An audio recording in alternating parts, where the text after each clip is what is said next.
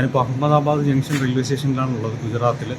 ഞാൻ ഇന്നലെ ഉച്ചയ്ക്ക് നമ്മുടെ മുംബൈയിലെ ബോറിവാലിയിൽ നിന്ന് കയറിയ ട്രെയിനാണ്. അതിപ്പം രാവിലെ 2:45 ഇവിടെ അഹമ്മദാബാദിൽ എത്തിയിട്ടുണ്ട്. ഞാനിവിടെ നിന്ന് ഫ്രഷായിട്ട് ഇനി പോകേണ്ടത് സബർമതി ബീച്ച് എന്ന് പറയുന്ന ഒരു റെയിൽവേ സ്റ്റേഷനിലേക്കാണ്. അങ്ങോട്ടേക്ക് പോകാനായിട്ട് ഇനി 4:30 ഇനിയൊരു ട്രെയിനുള്ളത്. അപ്പോൾ അതിൽ സബർമതി ബീച്ചിലേക്ക് പോകണം. നമ്മുടെ അഹമ്മദാബാദ് റെയിൽവേ സ്റ്റേഷനിൽ നിന്ന് പുറത്തിറങ്ങിയിട്ടുള്ള കാഴ്ചയാണ്. സമയം 4 മണിയായി.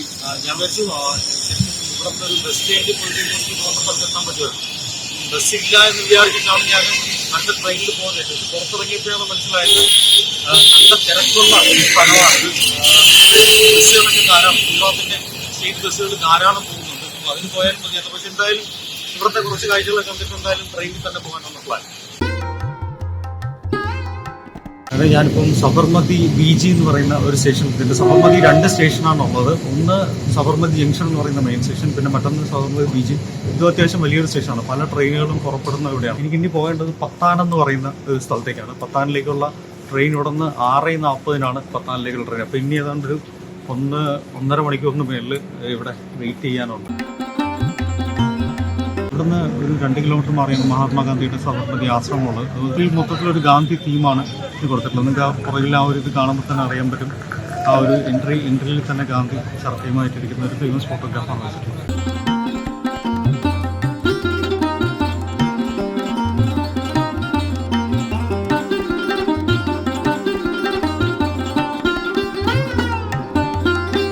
അപ്പോൾ സബർമതിയിൽ നിന്ന് എടുത്ത ട്രെയിൻ ഇവിടെ ഇപ്പം പത്താൻ സ്റ്റേഷനിൽ എത്തിയിട്ടുണ്ട്. അവിടെ നിന്ന് 6:45 എടുത്ത ട്രെയിനാണ്. സമയം ഇപ്പം 8:30 കഴിഞ്ഞിട്ടുണ്ട്. ഇത്രയും സമയത്ത് എത്തിയിട്ടുണ്ട്. നല്ല തണുപ്പാണ് ഇവിടെ. ഇതിപ്പം ഗുജറാത്താണെങ്കിൽ ഏതാണ്ട് രാജസ്ഥാൻ്റെ സൈഡിലേക്ക് വന്നിട്ടുണ്ട്. ഇനി ഇവിടെ നിന്ന് റാണി കി വാവിലേക്കാണ് പോകേണ്ടത്. ഇവിടെ നിന്ന് 4 കിലോമീറ്ററാണ് ഞാൻ ഗൂഗിൾ മാപ്പിൽ നോക്കിയപ്പോൾ കാണുന്നത്. തൊട്ട് ഓപ്പോസിറ്റ് ആയിട്ട് നമുക്ക് പത്താനിലെ ആ ഒരു ടൗണും കാണാൻ പറ്റും. അപ്പോൾ ഇവിടെ നിന്നാണ് ഇനി ഓട്ടോ പിടിച്ചിട്ട് നമുക്ക് റാണി കി വാവിലേക്ക് പോകേണ്ടത്.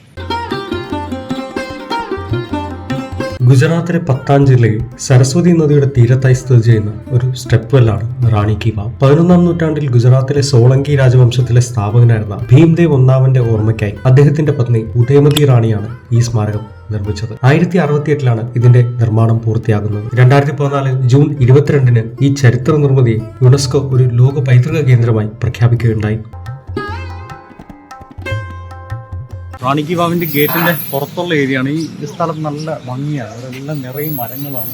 റോഡ് തന്നെ കാണാൻ ഭംഗിയാണ്. പിന്നെ നിങ്ങൾക്ക് എന്തെങ്കിലും സാധനങ്ങളൊക്കെ കഴിക്കാൻ വാങ്ങണം എന്നുണ്ടെങ്കിൽ, ചെറിയ എന്തെങ്കിലും ഫോണോ അല്ലെങ്കിൽ പാനിപ്പൂരി അങ്ങനെ എന്തെങ്കിലും വാങ്ങണം എന്നുണ്ടെങ്കിൽ ഇവിടെ നിറയെ സ്റ്റോൾസ് ഉണ്ട്.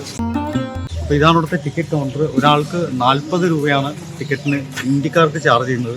നമുക്ക് ഒന്നിൽ ഇവിടെ നിന്ന് ടിക്കറ്റ് എടുക്കാം, അല്ലെങ്കിൽ അവിടെ ഒരു QR കോഡ് വെച്ചിട്ടുണ്ട്, അതിൽ നിന്ന് ടിക്കറ്റ് എടുക്കാം. ഞാൻ നേരത്തെ തന്നെ സൈറ്റിൽ കയറി ടിക്കറ്റ് ബുക്ക് ചെയ്തിട്ടുണ്ടായിരുന്നു. അങ്ങനെയാണ് അത് ഇവിടെ നിന്ന് കാണിക്കുമ്പോഴത്തേക്കും അവർ ആ QR നോക്കിയിട്ട് നമ്മൾക്ക് എൻട്രി തരും.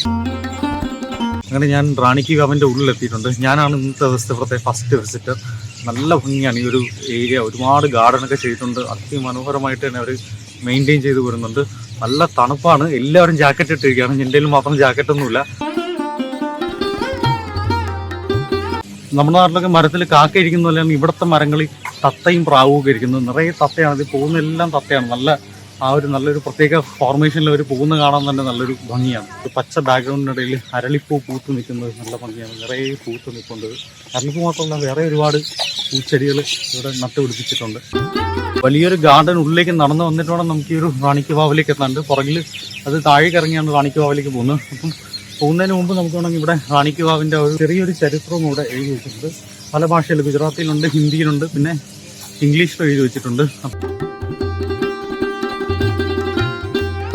ഗ്രൗണ്ട് ലെവലിൽ നിന്ന് താഴേക്ക് ഇറങ്ങിയിട്ടുണ്ട്. താഴേക്ക് ഇറങ്ങുമ്പോൾ കാണുന്ന കാഴ്ച ഇതാണ്. ഒരുപാട് പില്ലേഴ്സും ഒരുപാട് സ്കൾപ്ചേഴ്സും നമുക്ക് ഇവിടെ കാണാൻ പറ്റും. അത് തന്നെയാണ് ഇവിടുത്തെ ഏറ്റവും വലിയ ഹൈലൈറ്റ്. ഇത് ഭൂമിക്കടിയിലാണ്. നേരത്തെ കണ്ടാണ് ഗ്രൗണ്ട് ലെവലിൽ. ഇവിടുത്തെ ഏറ്റവും വലിയ ഹൈലൈറ്റ് ഇവിടുത്തെ പില്ലറുകളാണ്. ഒത്തിരി പില്ലർ നമുക്ക് ഇവിടെ കാണാൻ പറ്റും. ഒരുപാട് പില്ലറുകളുണ്ട്. നമ്മൾ താഴേക്ക് ഇറങ്ങുമ്പോൾ കാണുന്ന കാഴ്ച ഇവിടെ നിറയെ പില്ലറുകളാണ്. മറ്റത് ഓപ്പൺ ആയിരുന്നു, ഇത് ക്ലോസ് ചെയ്തിട്ടുണ്ട്.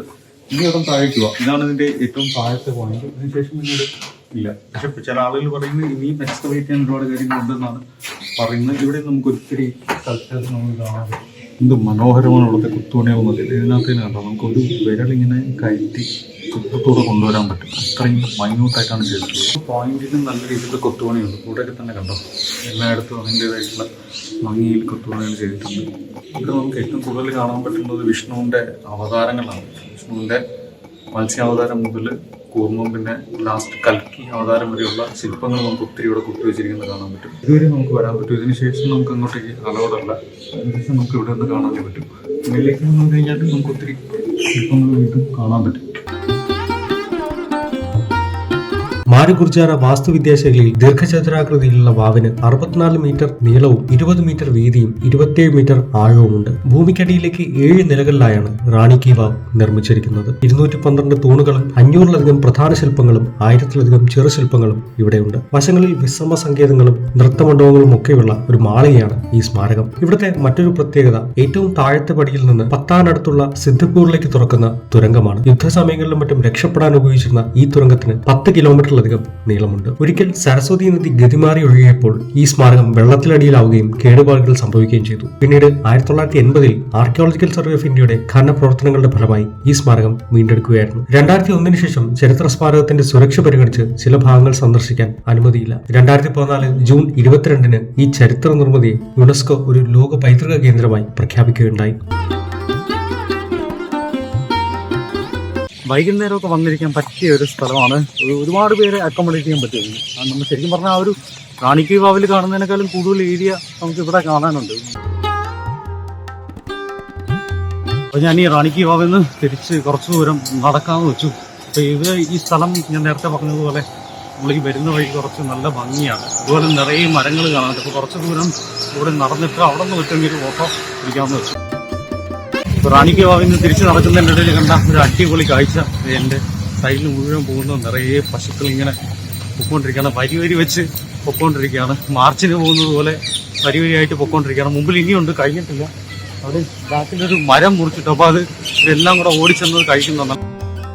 ഗുജറാത്തിലെ ഈ പത്താൻ ഏരിയ എന്ന് പറയുന്നത് പത്തോള സാരിക്ക് വളരെ ഫേമസ് ആണ്. നാച്ചുറൽ ഡൈ കൊണ്ട് ഡൈ ചെയ്തുണ്ടാക്കുന്ന ഇതാണ്. അപ്പോൾ ഇവിടെ കണ്ട ഒരു ഇതാണ് ഈ പത്തോള ഹെറിറ്റേജ്. ഇതിനകത്ത് എൻട്രി ഫീ ഉണ്ട്, 10 രൂപയാണ് എൻട്രി ഫീ. പക്ഷേ നമുക്ക് വീഡിയോ ഫോട്ടോ ഒന്നും അലൗഡല്ല. ഇതിനകത്തുള്ളത് അവരെങ്ങനെയാണ് വീവ് ചെയ്യുന്നതെന്ന് കാണിച്ചു തരും, എങ്ങനെയാണ് ഡൈ ഉണ്ടാക്കുന്നതെന്ന് കാണിച്ചു തരും, പിന്നെ അവരുടെ യുണീക്കായിട്ടുള്ള കുറേ ഡ്രസ്സും കാണിച്ചു തരും.